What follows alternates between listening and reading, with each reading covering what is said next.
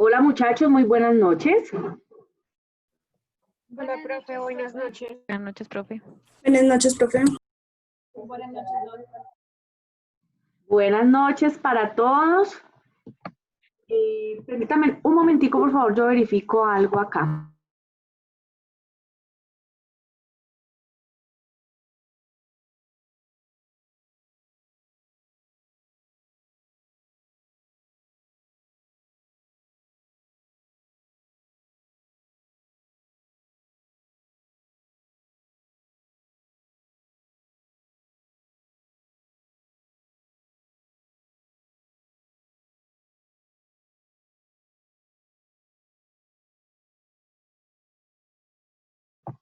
Bueno, muchachos, muy buenas noches nuevamente para todos. Permítame en un momento, yo hago aquí un recorrido rápido a ver si estamos los que somos, porque han habido algunos inconvenientes con las clases.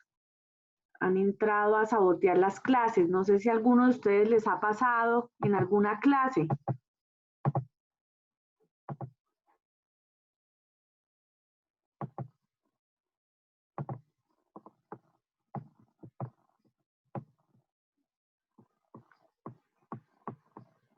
Pablo Bolaños.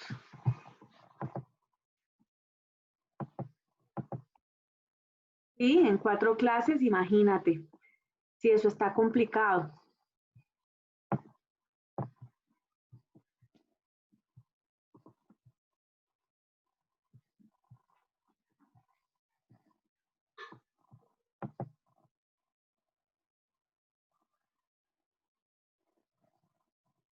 Bueno, entonces lo que vamos a hacer es que vamos a 5 minuticos más y después de las 6:10 ya bloqueo la sala porque sí me da mucho temor que de pronto nos pase eso y no sería muy desagradable. Entonces, listo, eso sería bueno. Bueno, muchachos, muy buenas tardes, bienvenidos a nuestra segunda clase. Me complace mucho poder estar aquí con ustedes, debatiendo, compartiendo conocimiento y demás. Bueno, en primer lugar, pues decirles que vamos a dar entonces estricto cumplimiento al sílabus de la asignatura. El sílabus yo lo estaré subiendo hoy, si Dios quiere, entre hoy y mañana al aula virtual. Y en este ideas, entonces, vamos a iniciar hablando sobre el contexto nacional. Para poder hablar del contexto nacional, debemos, por supuesto, hablar de la historia de este país. Pero antes de entrar a hablar sobre la historia de Colombia, vamos a hablar sobre por qué la historia es una ciencia tan importante y, de hecho, por qué la historia como tal es una ciencia social. Antes de iniciar la clase, recordemos que habíamos pactado que íbamos a iniciar con revisión de prensa. Entonces, por favor, levanten la mano quienes trajeron noticia. Fernanda. Muy bien, ¿quién más? Recuerden que esto tiene un doble propósito, ¿no? Primero, que estemos enterados de lo que está pasando a nivel nacional e internacional. Y segundo, esto les permite a ustedes ganar unas décimas para la nota de cada corte. Décimas que serán sumadas a la nota final de cada corte. Bueno, entonces, Fernanda y Andrés Felipe tienen noticia. Vamos entonces primero con Fernanda. Hola, Fernanda. Hola, profe, hola a todos, buenas tardes. Bueno, pues yo encontré encontré varias, pero hubo dos que me llamaron mucho la atención porque pues se trata como de la afectación a nivel comercial que hay en este momento, pues a nivel mundial. Entonces traigo como un contraste de lo que está pasando en España y otro de lo que está pasando en Perú. Ambas noticias las saqué del País de España. Y ya, pues empiezo con la primera. La primera habla, bueno, se llama: las exportaciones se desploman en un 16% en el primer semestre por el impacto de la pandemia. Esta hace referencia a España. Entonces, pues yo detallé que pues en vista de la pandemia y como ya es de conocimiento de todos, pues ha existido una afectación bastante grande a nivel económico, sobre todo pues a nivel de comercio. Entonces, ellos dicen, o la persona que realiza esta noticia comenta que se ha dado una afectación a las importaciones, ya que esto ha disminuido pues en cierta cantidad y que a su vez esto ha generado como un retroceso en el comercio internacional debido a que pues se encuentra todo muy limitado.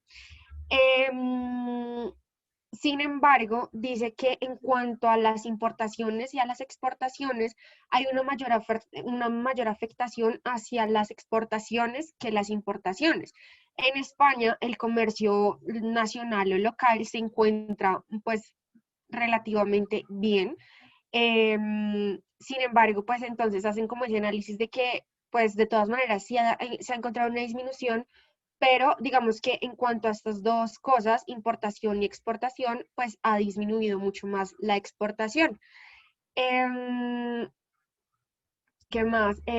No, pues que pues allá, digamos que ha aumentado pues como el consumo en la parte de alimentos y específicamente en el tabaco y las bebidas.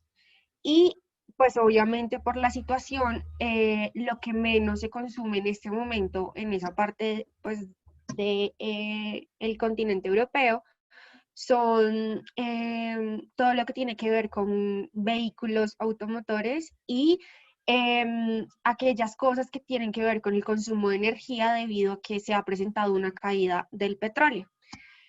Y por otro lado está la que encontré de Perú, que dice el titular que la economía de Perú cae en un 30,2%, su peor registro de la historia.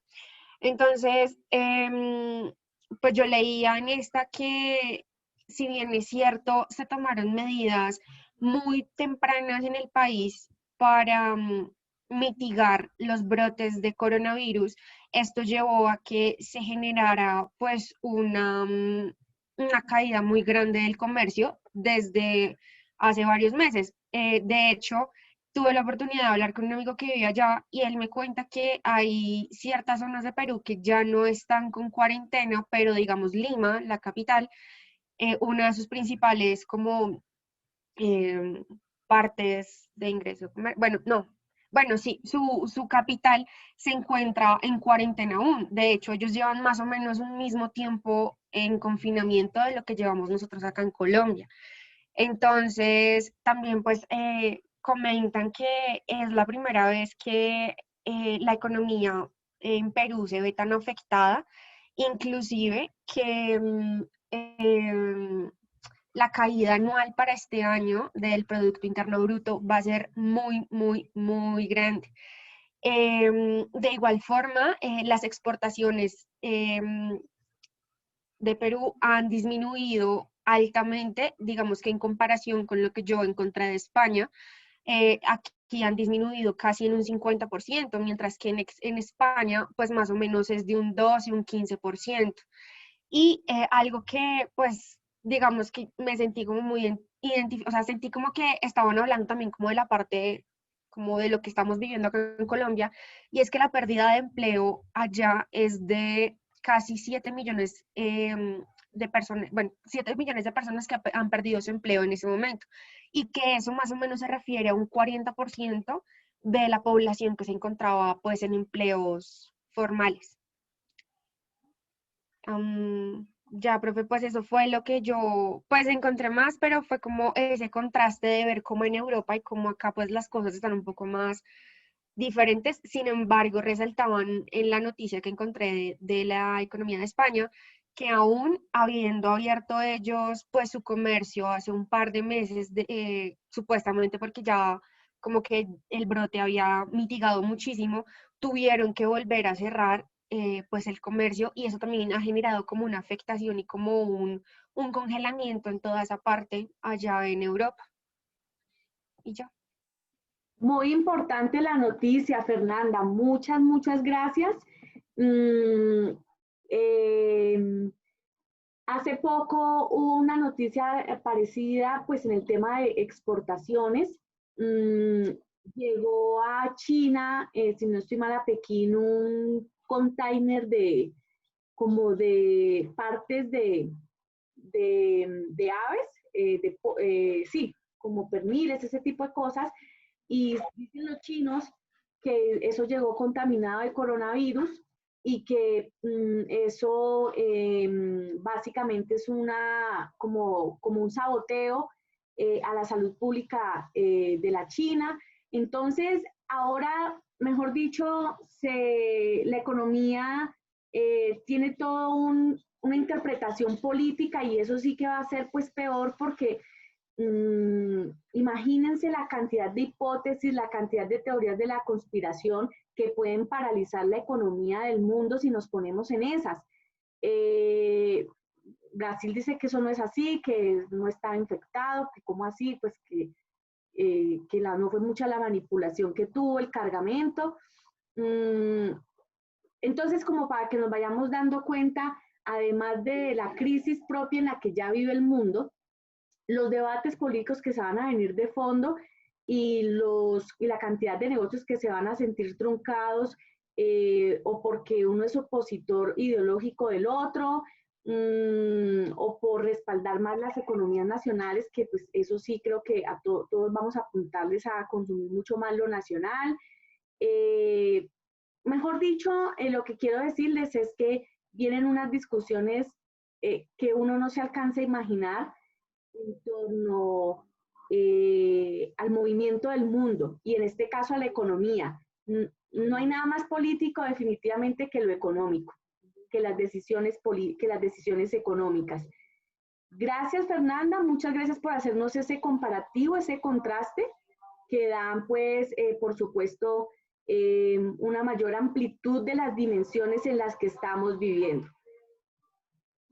Vamos entonces ahora con Andrés Felipe Cortés para que por favor nos comparta su noticia. Gracias, Fernanda. Bueno, buenas tardes compañeros. Hola, profe, buenas tardes. Eh, bueno, pues yo leí una noticia de BBC Mundo acerca pues que esta mañana México se levantó con escándalo porque sucede que Emilio Lozoya Austin, el exdirector de Petróleos Mexicanos, hizo una denuncia pública en un escrito donde acusa a tres expresidentes, entre ellos pues entre ellos a Enrique Peña Nieto, de corrupción con Odebrecht. Entonces acusa a Enrique Peña Nieto, acusa a Felipe Calderón Hinojosa y acusa a Carlos Salinas, este último que pues tuvo su periodo en 1988 y 1994. Sucede que este escándalo pues entra como a la historia, porque pues lo voy a comparar con lo que pasó hace recientemente con Uribe por lo que se le acusó que fue el delito menor de compra de testigos. Pues este caso fue similar en México, aunque pues más grande porque sí se le está acusando por corrupción a estos tres expresidentes y dicen que pues nunca en la historia había pasado que un exmandatario de tan alto rango hubiera sido como declarado, o bueno, hubiera sido declarado culpable por otros de su misma como de su mismo entorno. Entonces, como para contextualizar, porque pues, yo no entendía por qué este hombre, Emilio Lozoya, como que le puso demanda, por decir así, en especial a Enrique, al último expresidente, pues sucede que él fue condenado hace poco, en el 2002 y 2016, fue responsable de asuntos internacionales en el equipo de la campaña de Peña Nieto. Entonces a él, pues a él lo extraditaron y eh, lo capturaron en España bueno, allá lo extraditaron a España, y sucede que para que él fuera, de pronto su condena fuera rebajada, pues tenía que cantar todo lo que supiera. Entonces el hombre esta mañana despertó a México con un relato donde narra todo lo que sucedió en los 3 periodos de los 3 exmandatarios. Y la cosa está tenaz, profe, la cosa está tenaz allá en México porque se le fueron encima a Peña, pues porque dicen que los otros dos pues son elecciones, pues, o bueno, periodos ya muy atrás, pero al que le cae todo el peso de la ley pues es al último. Entonces, pues esa era mi noticia porque me llamó la atención porque, pues no sé, a mí se me hace que México de cierta manera sí va a generar como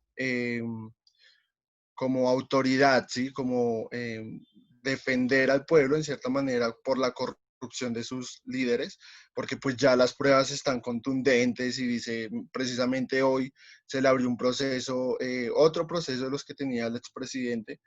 Eh, entonces, pues quería compararlo porque, no sé, se me hace que México sí como que tiene aún, aunque pues todos sabemos que allá existe la corrupción, pero pues es que todos los ojos están encima porque este hombre, el expresidente del petróleo allá, eh, eh, pues tiene sus pruebas y está trabajando con España junto a los mandatos de España, pues para acabar con este tema y llevar a prisión a todos los que hicieron parte de este escándalo de Odebrecht. Entonces, pues esa era mi noticia. Muchísimas gracias, Andrés Felipe.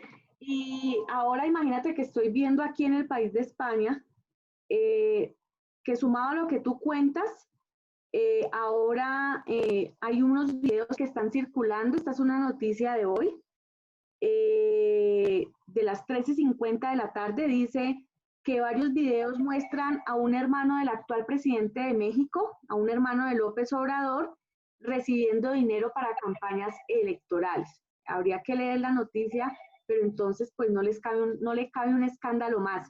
Y frente a lo que dices de Odebrecht, indiscutiblemente ese es el mayor escándalo que ha habido de corrupción a nivel internacional en esta última década. Recordemos que nosotros no somos tampoco ajenos a ese escándalo. Aquí falta enjuiciar a muchos responsables del caso de Brecht. En otros países, incluso presidentes que ya fueron enjuiciados y pues algunos no aguantaron el ritmo y se suicidaron. Entonces, para significar eso. Muy bien. Vamos con, pero lance la noticia de López Obrador que salió a las 3 de la tarde, un hermano de él recibiendo dinero para la campaña, no sé si será de López Obrador, habría que leerla. Vamos con, gracias, vamos con Ingrid. Profe, buenas noches. Profe, tengo pues una noticia del New York Times y la noticia dice, la educación a distancia es difícil, pero que se mueran tus familiares es peor. Entonces, como el relato de un chico de último de bachillerato que comentaba que pues su situación era complicada porque ya había tenido familiares que habían fallecido por el COVID. Decía que al principio pues el estudio cuando hicieron lo del confinamiento fue pues difícil porque se sentía frustrado, los problemas del internet, que no se concentraba en las clases, aparte de que pues él dice que vive con 5 personas, solamente tienen 2 habitaciones, una que son sus padres y una que él comparte con el hermano. Él hablaba del tema de volver a clases, que a él pues no le parecía como algo pues que le daba miedo, porque pues como vivía tan estrecho en un apartamento, pues que cualquier persona se podía contagiar y que le daba mucho miedo por sus familiares. Entonces él decía que prefería seguir estudiando desde casa, pues con ayuda de los profesores y con la ayuda de las escuelas. Decía que acá hay una parte donde dice, la pandemia plantea desafíos singulares para chicos como yo, pero si las escuelas pueden brindarnos apoyos como lo está haciendo mi distrito al ofrecer comidas gratuitas, puntos de acceso a internet y computadores portátiles para quienes lo necesitan, sé que podremos seguir con las clases remotas y mantenernos a salvo. Además, con la ayuda de mis profesores y la esperanza que mengue la necesidad de permanecer confinados, enviaré mi solicitud para ingresar a la universidad este otoño. O sea, más que todo hablaba era el tema del temor de volver a las escuelas y contagiar a sus familiares, porque digamos en la casa que él vivía no podía o no tenía su espacio para resguardarse si tenía COVID o algo así, sino que iba a contagiar a todas sus familias y que probablemente pues iban a fallecer. Más que todo es como el relato de un chico. Bueno, y a propósito del tema, empecemos por Ingrid. Me gustaría preguntarte, ¿a ti cómo te fue al principio? ¿A ti el semestre pasado te dio duro pasar a la virtualidad? Pues con estas clases así, el apoyo a la virtualidad. Pues no, porque digamos que en mi caso, pues yo tenía como mi portátil, el internet, entonces para mí fue como más fácil tomar el tema de la virtualidad. De pronto sí fue, digamos, para los chicos que no tenían un computador o no tenían un internet, sino, digamos, un wifi o colgándose de una red que no era como la de la casa, pues yo creo que para ellos sí. Pues en mi caso no fue que me fuera, pues no me dio tan duro. ¿Y qué te iba a decir? ¿Y te han gustado las clases así? Pues, profe, la verdad, a mí me gusta más como presencial, como el estar como con los compañeros, como compartir como ese espacio, porque virtual, no sé, no, como decía el chico, al principio uno como que no le pone tanta atención, como que a veces se distrae con tanta cosa que tiene a su alrededor, entonces por ese tema sí es complicado. El tema de la concentración. Pero ¿tú has sentido que se has aprendido o en algunas clases sí, en otras no? Sí, profe, eso varía. En unas clases sí he aprendido y en otras sí, pues me he quedado como con vacíos. Ok, ok. Muchas gracias, Ingrid. Muy importante la noticia, porque finalmente eso hace parte de la cotidianidad que está viviendo todos quienes están de una u otra manera estudiando, trabajando. Cuando uno trabaja, pues que las reuniones, el tener que cumplir con ciertas obligaciones y lo que ustedes dicen, ¿no? Muchos distractores que le toca a uno es ahí tener mucha autodisciplina y todos los días ajustarse más porque pues no queda de otra tampoco. Es un tema también de disciplinarse, de uno disciplinarse. Me parece que Nicole quería decir algo al respecto. Pues quería compartir una noticia que se hizo pública a nivel internacional desde China, de un estudiante universitario en Wuhan, la ciudad donde comenzó el virus. Y pues él comentaba que él había rechazado el vuelo humanitario que habían programado el Estado en un principio de la pandemia, que porque pues él sabía que el avance en salud y en economía de China pues era mucho mejor que el de Colombia, entonces que prefería esperar allá que pasaran. Hoy en día pues todos los canales en China y pues se ha vuelto en público a nivel internacional, porque Wuhan en estos momentos ya está prácticamente en la normalidad, ya tienen medidas de seguridad estandarizadas y ya los contagios están totalmente regulados. Él siguió estudiando y él lleva su vida normal, mientras que las personas pues acá en Colombia estamos viviendo una situación muy precaria. Gracias, Nicole. Y todo es de disciplina social, muchachos, si se fijan. Ya nosotros volveremos a la normalidad, entre comillas, el 1 de septiembre. Pues ya pues he sabido obviamente que el tema de la educación sí sigue así porque pues lo que se deben evitar son las aglomeraciones y pues eso es muy complicado de que se garantice en una universidad cuando, por ejemplo, hoy en esta clase tengo 35 estudiantes. Sería imposible volver a clase en este momento con el virus en su furor, y nosotros encerrados en un salón con 35 personas. Pero entonces, bueno, mi comentario era que en algún momento esto seguramente nos va a dar, como se dice, y realmente lo único que nos queda es autorregularnos. Creo que también el gran aprendizaje después de esta pandemia ha sido la autorregulación en todo sentido.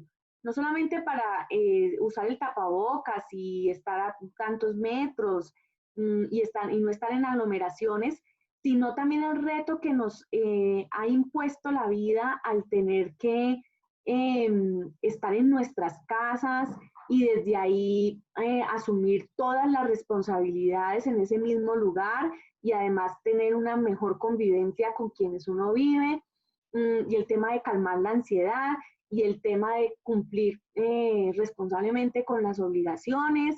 Entonces, todo eso, si ustedes se dan cuenta, está mediado por la autorregulación, por la conciencia, por la disciplina, por el sentido de responsabilidad. Y ahí es donde uno esperaría que ojalá la sociedad colombiana avance en ese sentido. Avance en ese sentido, porque solamente siendo responsables con nosotros mismos, somos responsables socialmente y, y esa disciplina y esa autorregulación es lo que nos va a ayudar, por supuesto, a ser una mejor sociedad. Entonces, muy válido en la noticia que refiere la compañera. Eh, y bueno, pues ya saldremos en algún momento de esto. Recordemos que China lo vivió a principios del año, ahora estamos nosotros en ese furor. Esperemos que haya de verdad todo el control del caso para que pues esto no se nos salga de las manos. Todos estos golpes que hemos recibido de carácter económico, sobre todo, y emocional, pues ojalá nos sirvan como techo para no desbordarnos, porque donde nos desbordemos, perdemos absolutamente todos. Andrés, Andrés Felipe. Sí, profe. Bueno, frente a eso, pues yo no sé, maestra, porque, bueno, es difícil de pronto comprender algunas cosas, pero digamos, esta mañana me sorprendió las decisiones que por encima dijo la alcaldesa sobre aperturas obviamente yo sé que la economía se tiene que reabrir porque pues ya son 5 meses de bueno, inactivos. Son 5 meses donde la economía pues ha disminuido, los ingresos a las familias pues obviamente están muy duros, pero sucede que esta mañana pues la alcaldesa dijo que lo que queda del resto de las 2 semanas, pues según ella, porque pues también hay que entender de que ella cada rato cambia de parecer y a veces dice una cosa y a veces dice otra cosa, pero según ella esta mañana decía que lo que queda de las 2 semanas de cuarentena por sectores de los barrios, de las localidades que en este momento se encuentran en cuarentena, y que de aquí a noviembre pues lo que iba a hacer era reabrir sectores, nombró el ejemplo de un colegio privado que lo va a coger como piloto para ver cómo pueden generar el ingreso de los estudiantes, bueno, varias cositas de reapertura de sectores. Entonces ella decía que lo que ella quería era que hasta noviembre, que se supone, según los científicos y según el Ministerio de Salud, dice que en noviembre Bogotá y Colombia va a pasar por un segundo pico. Bueno, entraron en específico a Bogotá en noviembre, un segundo pico de la pandemia, pero que no iba a ser tan letal como el que estamos atravesando.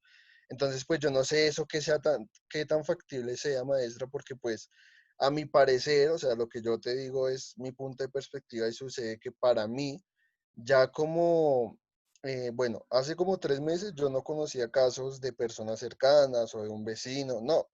Yo decía como, no, eso hasta se lo están inventando.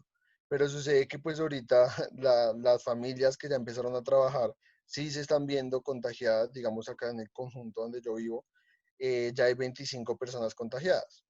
Entonces, y son personas que pues entraron hace 2 meses a trabajar.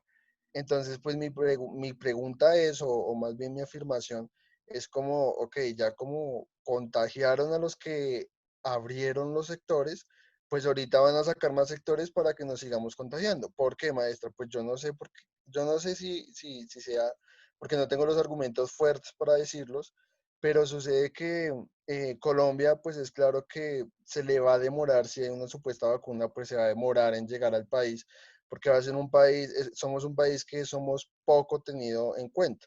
Digamos, nosotros dependemos de Estados Unidos de la supuesta vacuna y pues Estados Unidos antes nos está echando el agua al cuello. Si no saben, pues la semana antepasada Trump dijo que a Colombia ya definitivamente no se podía viajar ni por un lado ni por el otro, que porque somos con, pico o que somos, estamos en la cabeza del contagio de COVID-19 en Latinoamérica, que porque somos terroristas, lo dijo así, y porque somos el país coquero. O sea, dependemos de ellos y nos echa el agua. Entonces, yo creo que la solución que está viendo el país de pronto, o los sectores locales, es que ir controlando la pandemia de la manera de que vamos sacando a las personas se van a tener que contagiar porque pues para mí ya es un hecho de que la mayoría de personas nos tenemos que contagiar. Digamos, nosotros hace poco mi hermana estuvo enferma acá en la casa, duró como 3 semanas, 15 días duró enferma con problemas respiratorios.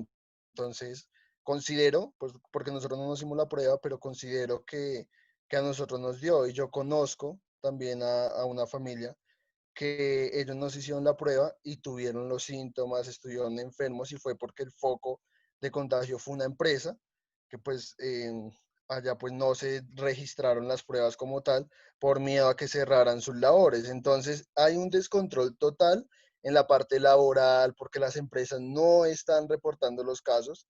Te lo soy sincero porque conozco, como te digo, un caso de una empresa que no reporta los casos de contagio.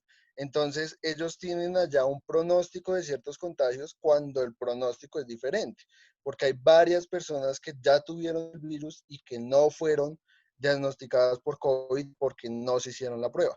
Entonces, para mí que la solución que entre manos se tiene el gobierno es que pues los que, puede sonar grosero, profe, pero pues para mí es así, que los que se tengan que morir se mueran, los que tienen que quedar se queden y ya, que sobrevivan los que no tienen algún tipo de enfermedad o así, porque pues no veo que estén haciendo mayor cosa para mantener o para lidiar con el virus, porque es que igual ya no pueden cerrar más el país, ni pueden cerrar las ciudades principales en cuarentena, porque igual la economía va a caer más de lo que cayó. Entonces también es entendible el gobierno que reabra reabra los sectores, pues sabiendo lo que se puede generar.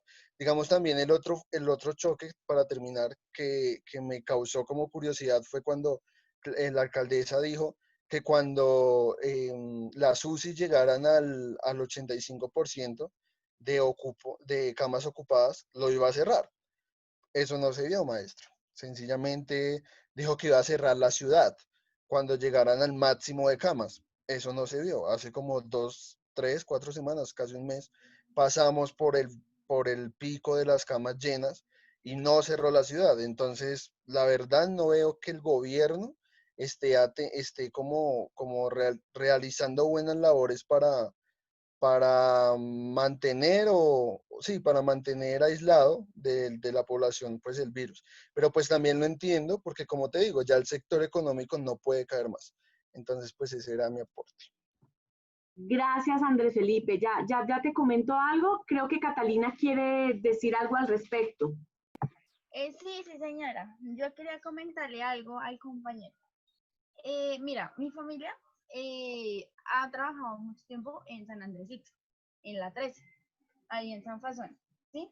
Se cerró todo, cuidándonos, obviamente. En, en un momento mi tío dijo, como no, vamos a empezar a traer la mercancía, no podemos volver al local.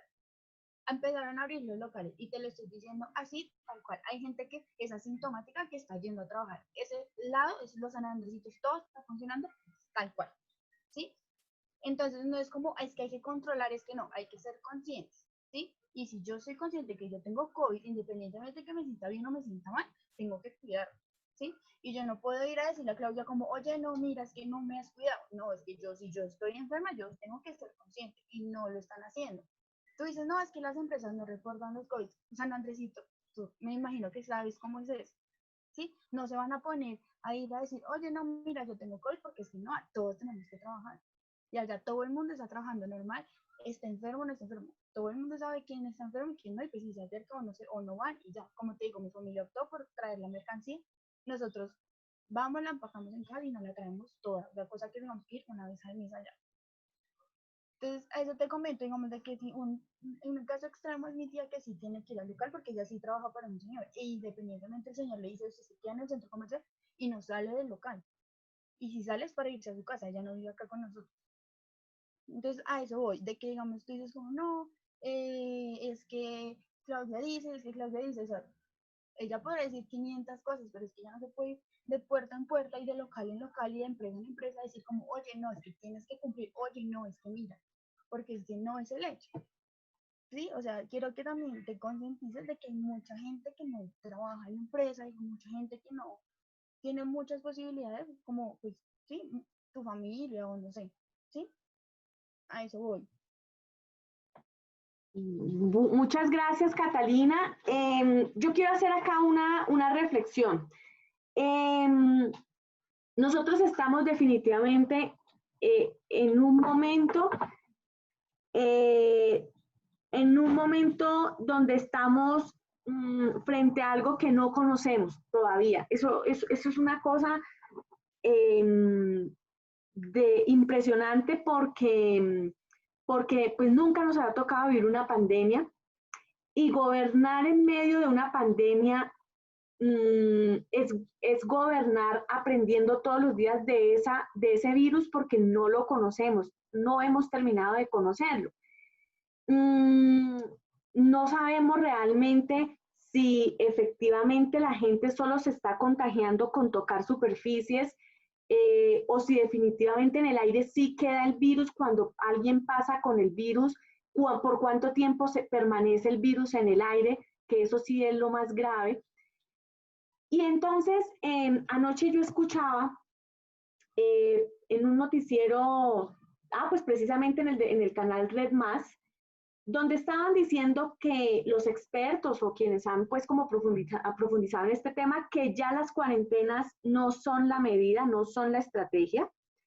Hicieron una comparación de las ciudades, de las principales ciudades del país y para infortunio de nosotros, Bogotá no ha avanzado ni en lo económico, ni tampoco ha logrado controlar los contagios ni las muertes.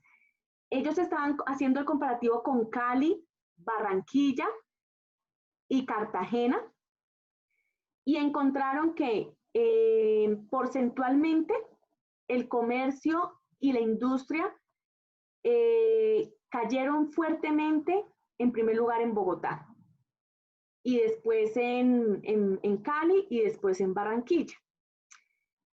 Porque pensamos que cerrando el comercio o cerrando el país o cerrando la ciudad o cerrando las ciudades íbamos a evitar que se contagiara la gente. Y resulta que cuando fueron a revisar entonces las cifras ya de salud, ya el tema de la vida pues de los ciudadanos, encontraron que nosotros tampoco logramos disminuir el número de muertes por millón de habitantes. Resulta que Bogotá en este momento, según esas cifras, está muriendo 14 personas por millón de habitantes. Vamos encabezando la lista. Luego sigue Cali con 9 muertes por millón de habitantes. Luego sigue Barranquilla con 5 muertes por millón de habitantes.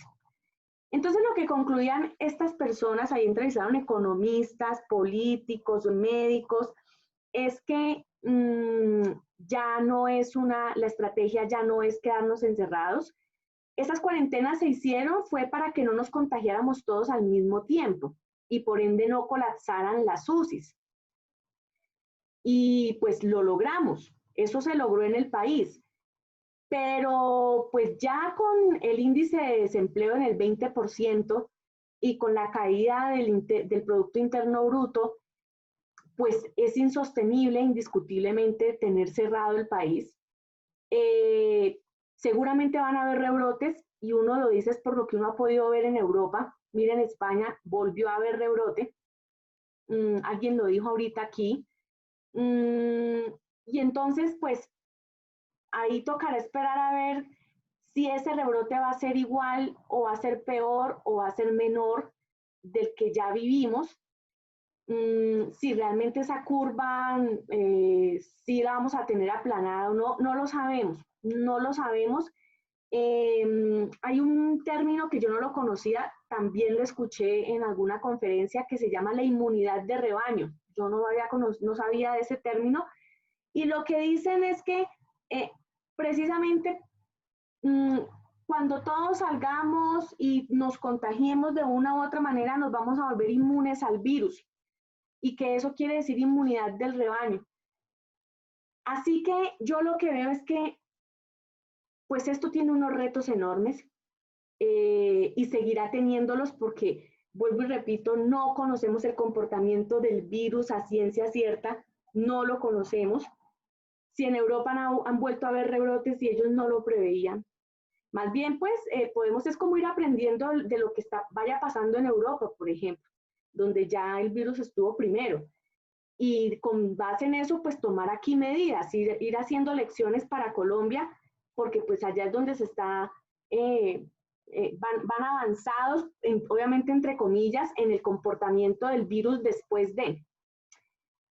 Pero sí, es una situación muy complicada, y yo vuelvo y repito, no nos queda más que la disciplina social.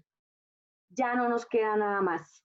De eso tenemos que ser conscientes, y pues ya las medidas sanitarias y otras medidas pues quedarán obviamente como siempre en manos del gobierno, esperando por supuesto a que hayan lecciones aprendidas de lo que está pasando al otro lado del mundo. Bueno, muy bien. Entonces ahora sí, vamos a entrar en materia. Vamos a hablar de historia, muchachos. Pero antes de hablar de historia, por favor, ¿me confirman si están viendo ahí las diapositivas? Sí, señora. Bueno, pero antes de hablar de historia, yo sí quisiera hacer un sondeíto aquí rápidamente. ¿Para qué creen ustedes que es útil la historia? O personalmente a ustedes, ¿para qué les ha servido la historia? Entonces, levanten la mano, por favor, quien quiera participar. Díganlo como lo sienten, como quieran expresarlo, no tiene que ser una posición elaboradísima, no, para nada. ¿Cómo lo sienten? ¿Les ha servido o no les ha servido la historia? Vamos con Joseph. Buenas noches a todos. Pues para mí la historia sirve o tiene su fundamento en reconocer el pasado de la humanidad, el pasado del mundo, el pasado de aquellas personas que han dejado su huella al pasar del tiempo, y pues como bien lo dice el dicho, pues a no repetir aquellos errores que se cometieron en el pasado. La historia sirve para crecer, para tener en cuenta lo que vivíamos antes y lo que vivimos ahora, y quizás hacer un comparativo a veces para bien, tener en cuenta que a veces vivíamos de una manera diferente y que eso puede ser bueno o malo, tal vez más adelante para crecer, tenerlo en cuenta para que para mejorar aquellas conductas de la humanidad que quizás no fueron favorables en su momento, buscar mecanismos o alternativas que sirvan un poco mejor, y tal vez de aquí a unos 100 años, quizás las personas que habiten en este momento se rían o tengan mejoras de lo que nosotros ahorita creemos que es lo último en el mundo. Entonces, para eso creo que sirve la historia.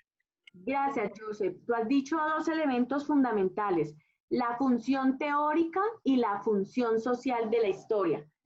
¿Alguien más quería participar? Yo vi que había levantado la mano, pero no, la bajaron. Laura. Profe, pues a mí me parece que es fundamental conocer la historia en todos sus aspectos tanto pues en todos sus ámbitos, en ciencia, en todo lo que ha transcurrido a través del tiempo, porque creo mucho en la frase que dice que el pueblo que no conoce su historia está condenado a repetirla. Y creo que eso es parte fundamental, porque así como lo decía mi compañero, es así como nosotros podemos mirar qué tipo de errores no se deben cometer nuevamente o qué tipo de cambios se deben generar al paso del tiempo. Muy bien, Laura, muy bien. Y efectivamente nosotros desafortunadamente hemos repetido muchos hechos nefastos de la historia. Eso lo vamos a ver cuando revisemos la historia de Colombia. Muy bien, muchas gracias. Y a Leonardo. Muy bien. Hola, profe. Hola, Buenas Leonardo. noches. Pues yo quería aportarles que la historia también nos dice como de dónde venimos y para dónde vamos. Es como lo más fundamental que tengo yo para aportarles. Ajá.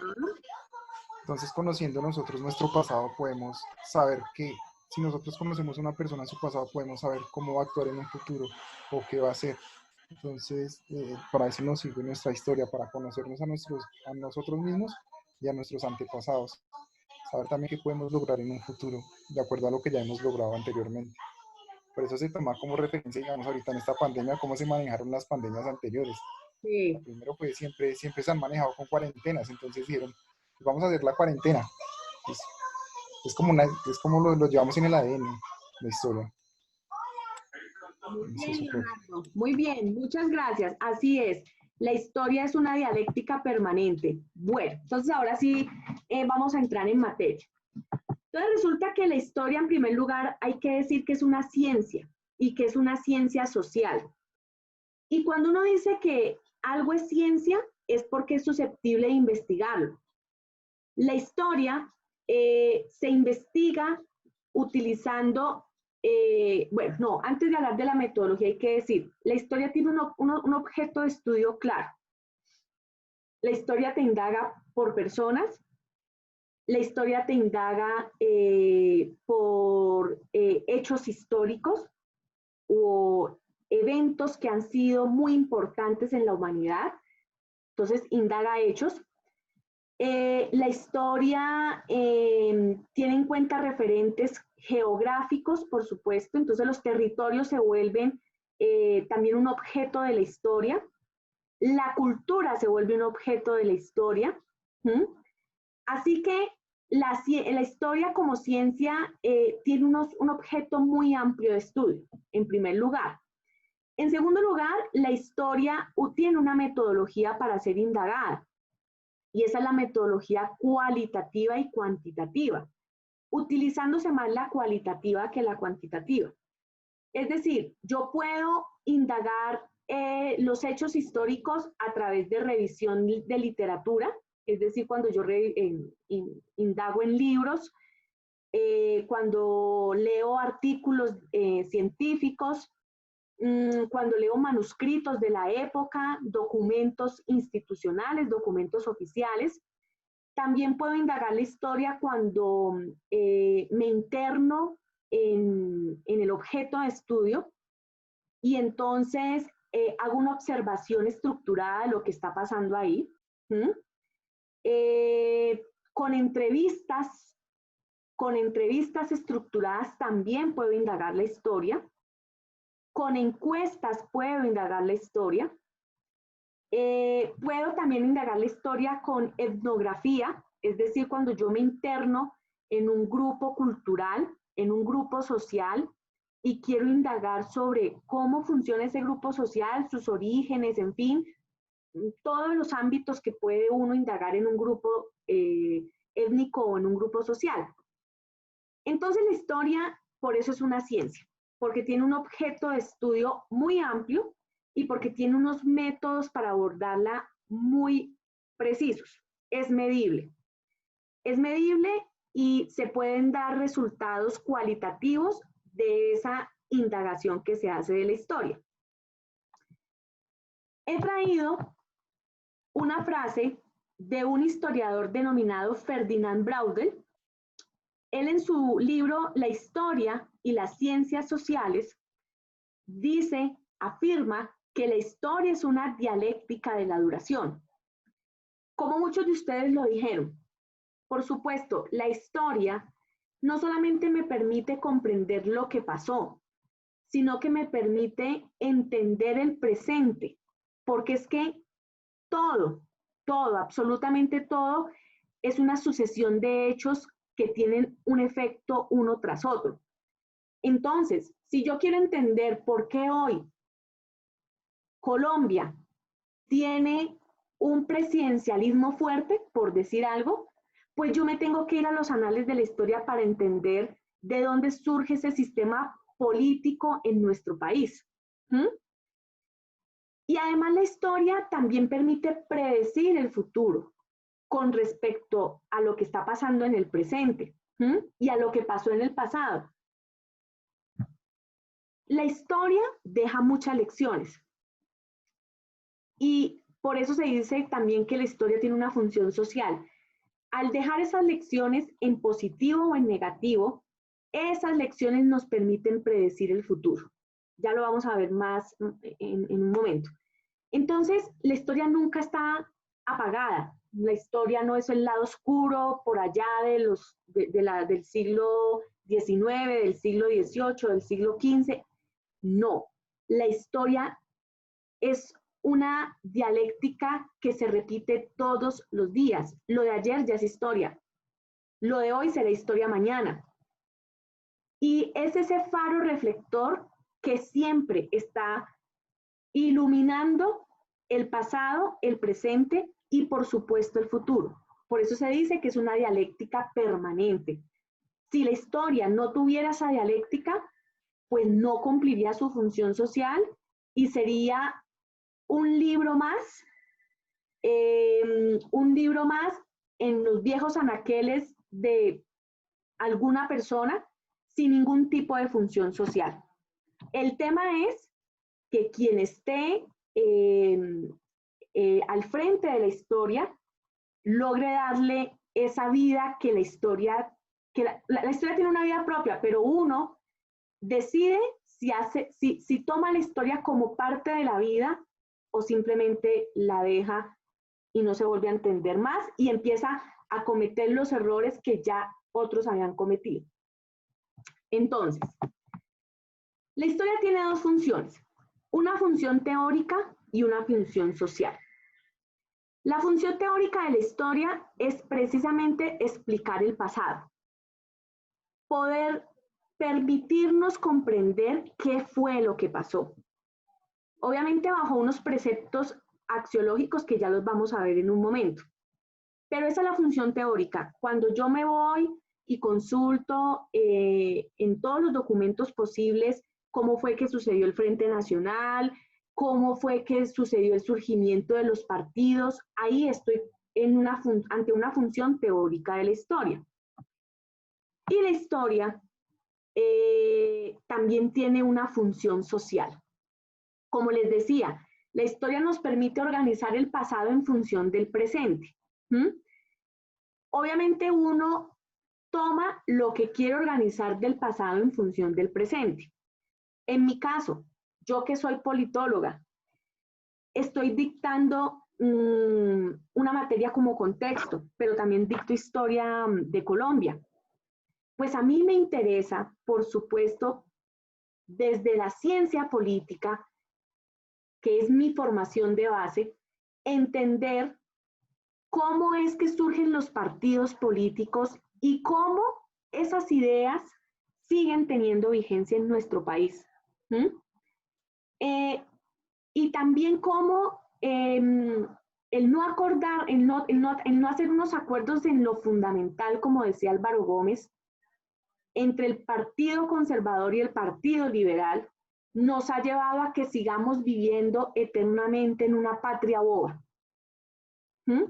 Entonces, dense cuenta cómo, en mi caso, ese pasado de los partidos políticos, para citar algo muy puntual, me ha ayudado a comprender el presente y a poder visualizar inclusive el futuro. para poder entender qué está pasando y qué va a pasar en el futuro, yo tengo que remitirme, por ejemplo, a la Constitución Política del 91, que es donde se le da vida al multipartidismo en Colombia, ¿m? Y a la diversidad de religiones.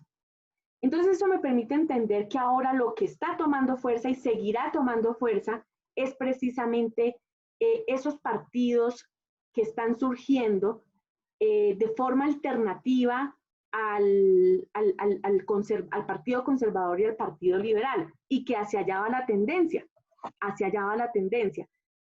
Entonces esa es la función social de la historia, organizar el pasado en función del presente. La historia también me sirve para organizar el presente desde las reivindicaciones sociales. Me explico. Ustedes todos saben que hemos vivido en América Latina una oleada de protestas de la sociedad civil. Si yo, como agitadora social, voy a luchar por lograr mayor cobertura en el acceso a la educación pública, pues yo tengo que alimentar mi reivindicación desde la historia. ¿Y eso qué implica? Que yo revise si hemos avanzado o no en el país en ampliación de cobertura. Si gobiernos anteriores efectivamente aumentaron la cobertura en educación básica, media, secundaria y universitaria. Si los gobiernos anteriores, por supuesto, acompañado de esa ampliación de cobertura, organizaron presupuestos para poder materializar la misma, o no. Y con base en eso, en esos sucesos anteriores, entonces yo logro armar mi discurso de la reivindicación social de la educación y decir con toda certeza, me da pena, pero efectivamente el país no ha avanzado, o sí ha avanzado, pero falta, o el compromiso fue este y no se cumplió sino el tanto por ciento y falta el tanto por ciento. Entonces, por eso digo que la historia ayuda en el presente a las reivindicaciones sociales, porque es que estas luchas no son de febrero, no son del año pasado. Estas conquistas sociales y esas luchas en donde todavía no se han conquistado algunos otros derechos, pues vienen de tiempo atrás. La masacre de las bananeras, por ejemplo. La masacre de las bananeras fue por una reivindicación de orden laboral, donde los trabajadores desde ese entonces venían solicitándole a la United Fruit Company la ampliación la formalización mediante un contrato laboral con los trabajadores, el regular las jornadas laborales, el mejorar sus salarios, el tema del sindicalismo, etcétera, etcétera. Entonces, por eso hago la afirmación en ese primer punto sobre las reivindicaciones sociales. En segundo lugar, la historia también me sirve en el presente para batallar en esas luchas ideológicas y de clase.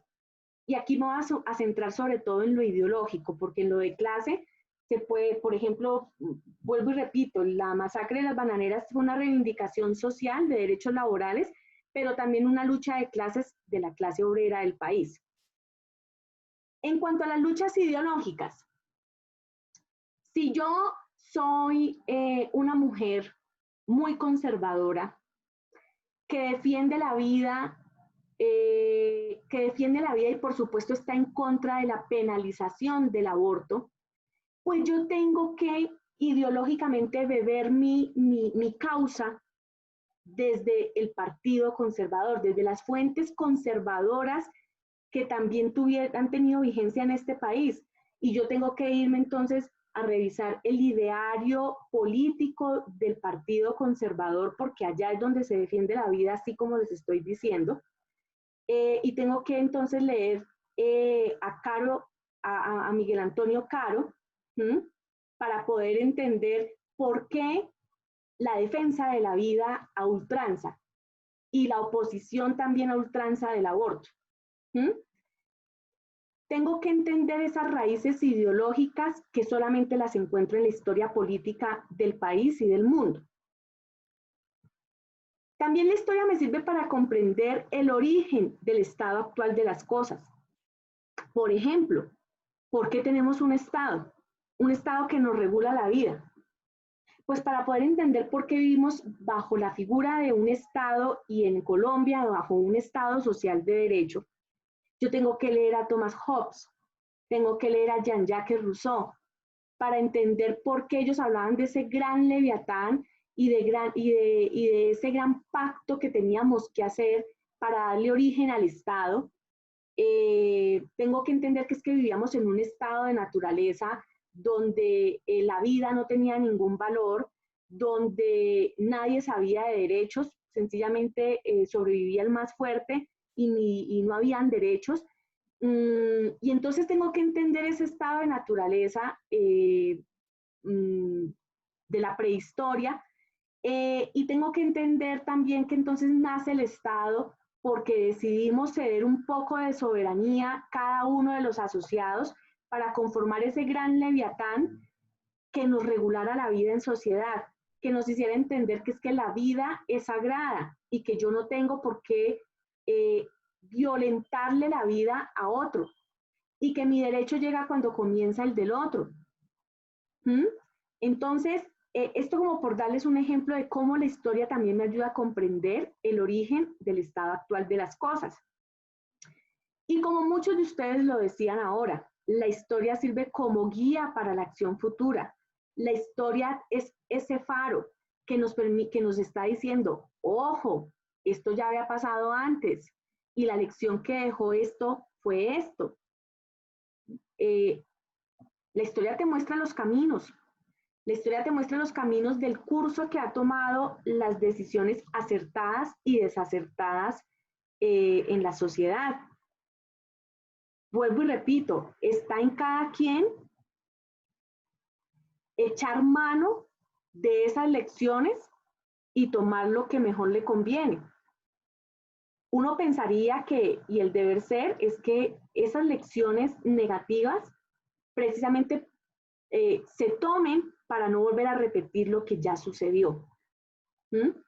Sobre todo en este país donde ha corrido tanta sangre, donde nos hemos matado porque hemos sido intolerantes con la ideología opuesta a la mía, donde hemos sido intolerantes con la llegada de caudillos que han estado más del lado del ciudadano común y corriente que de las oligarquías. Entonces, la historia, tantas lecciones que nos ha dado y nosotros seguimos en las mismas, seguimos en esa misma intolerancia, seguimos en esa misma animadversión, en esa misma polarización que no nos permite avanzar y que por el contrario lo que ha dejado es muchas muertes y se ha llevado unos líderes muy importantes para el país. Yo me permití aquí también hacer como una caracterización de lo que debería ser la historia leyendo algunos autores. Esos autores dicen que la historia en primer lugar debe ser legítima. Es decir, algo es legítimo en la medida en que yo confío en lo que me están diciendo. Para mí una autoridad, un gobernante es legítimo en la medida en que ese gobernante me está diciendo la verdad. Cuando a mí me dicen la verdad, yo genero un lazo de confianza. Así debería de ser la historia. Contar lo que realmente pasó. Sencillamente eso, que nos dejen ver lo que pasó. Y eso solo se logra con transparencia y con verdad. La historia no puede ser neutral. Y eso va aunado con el tercer acápite. No es neutral porque la historia sí te dice, te da lecciones. Te da lecciones. Cuando uno dice la verdad, uno dice, bueno, miren, pongamos un ejemplo. El Frente Nacional. Pongamos ese ejemplo. Entonces la historia te dice, mire, se tomó la decisión del Frente Nacional y esto fue lo que sucedió. Y entonces eso te da lecciones.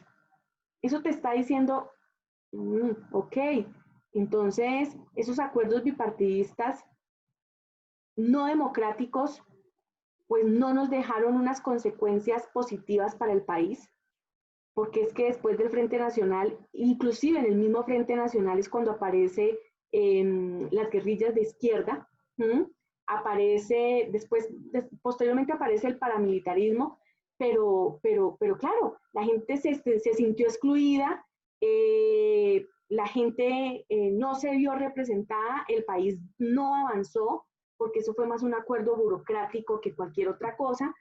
Entonces la historia te da lecciones y por eso se dice que no es neutral, porque te muestra los efectos de las decisiones que se tomaron. Y la idea es que esas lecciones no solamente sirvan para el presente, sino para el futuro. Y para el futuro casi que inmediato, porque nosotros estamos viviendo en un futuro inmediato. El futuro no es una cosa por allá inalcanzable o que llegaremos quién sabe cuándo, ¿no? El futuro es mañana. El futuro es en unas horas. La historia también debe cuestionar las versiones ritualizadas del pasado. Desafortunadamente la historia ha sido instrumentalizada. Cuando yo estudiaba ciencia política y llegué a mi primera clase de historia en la Universidad del Cauca, a mí la profesora me dijo, o nos dijo a todos, esto no es una clase de historia, esto es una clase de historiografía. Y yo pues no entendía qué era eso. Ella nos dijo, aquí vamos a cuestionar esa historia que a ustedes les contaron en el colegio. A mí en el colegio me habían dicho que la colonización era lo mejor que nos había pasado en su momento. Y yo me creí el cuento porque la verdad pues en el momento en que yo estaba en el colegio, nosotros no teníamos la internet ni teníamos nada de esto, donde ahorita ustedes pueden escudriñar lo que quieran escudriñar y eso les ha permitido ser una juventud mucho más rebelde. Pero en la época de uno se quedaba con lo que decían los libros de la Biblioteca del Banco de la República o de la biblioteca del colegio y pare de contar. Entonces, claro, empiezo yo a entender que es que esa no era la versión real de la historia. Y por eso la historia debe cuestionar entonces esas versiones ritualizadas, porque desafortunadamente la historia que han contado es la que han querido contar, porque la historia, vuelvo y repito, ha sido instrumentalizada por ciertos factores de poder y por cierta clase social. De ahí que la historia tenga ese deber de cuestionar lo que no responda a la verdad. Y por último, la historia no enjuicia. Yo sí quiero también hacer aquí un llamado claro. La historia no es juez. No, para eso existe el derecho y, en fin, los actores legales, los actores que dentro de una sociedad hacen cumplir las leyes, ¿no? La historia no enjuicia.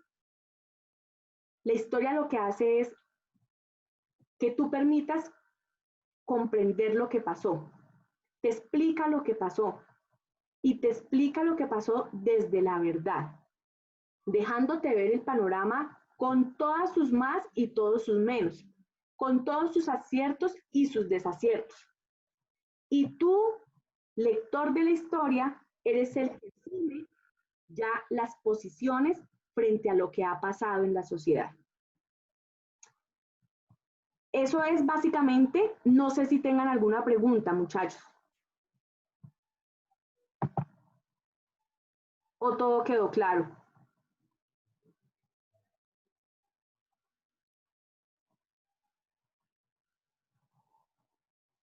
Bueno, por lo que veo, entonces todo ha quedado claro.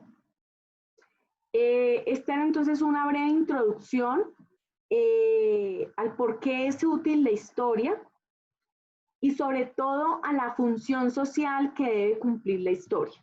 Sobre todo a eso. Ya la función teórica la sabemos todos, pero la función social es lo más relevante.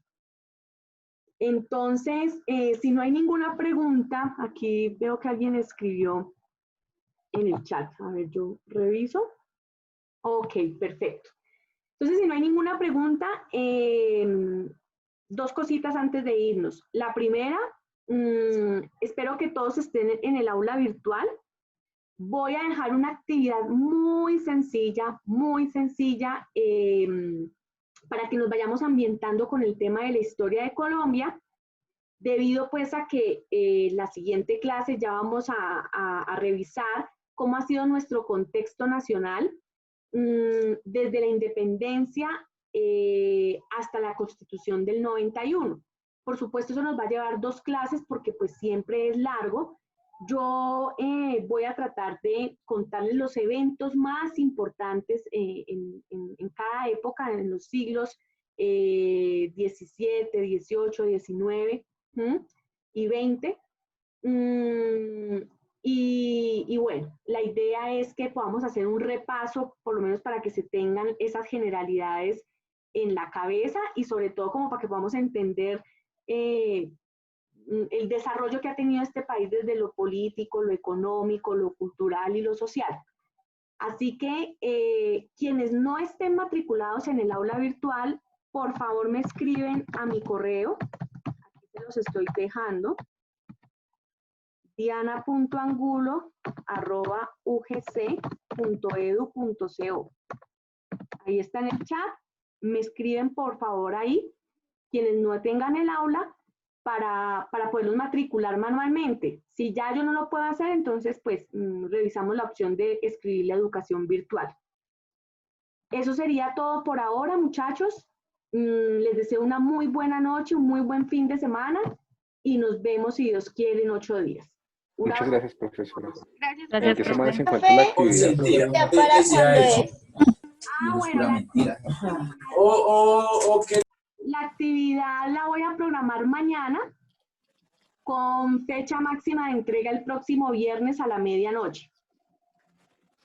¿Listo? Ah, de acuerdo. Vale, Bueno, profe, muchas profe, gracias. una feliz noche. Gracias. No he llamado a asistencia porque entiendo que el pago de la matrícula quedó extendido hasta el 31 de agosto, así que muchos estudiantes estarán llegando a última hora y pues no los vamos a perjudicar.